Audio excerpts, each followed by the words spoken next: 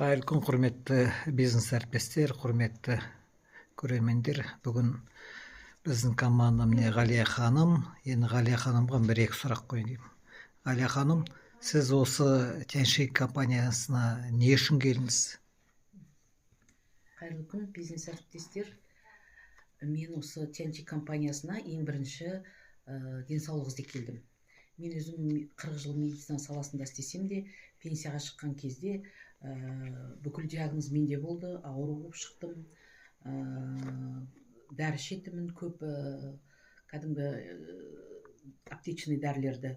Енді осы компанияға мен денсаулық іздеп келіп, 7-8 рет мен детокс программасын өттім. Бүкіл продукцияны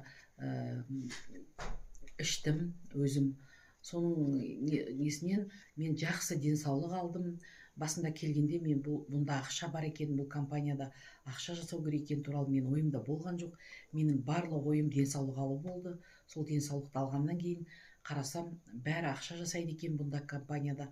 Жақсы жұмыс істесең, жақсы ақша жасауға болады екен.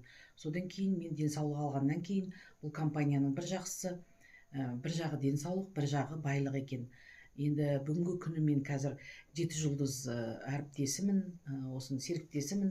7 жұлдыз компанияның бүгінгі күнде мне мотивационный программаны орындап, 1000 PV премиясын алып отырмын. Зарплатам ол бөлек, зарплатадан бөлек 1000 PV алып отырмын. Ары қарай да жұмыс істеймін деген недемін. Осы Тянь-Ши компаниясын бұрын мен сенбейтінмін, медицинада жүргенде БАДы лечит дегенге мен ондайға сенбейтінмін. Осында келіп, өз көзіммен көріп, осы продукцияны ішіп, туған туыстарымды емдеп, бүкіл бала-шағамды емдеп, осыдан жақсы результат алып отырмын. Қорықпаңыздар, келіңіздер. Бұл біздің компанияда ақша да бар, байлық та бар, және самый главный денсаулық бар.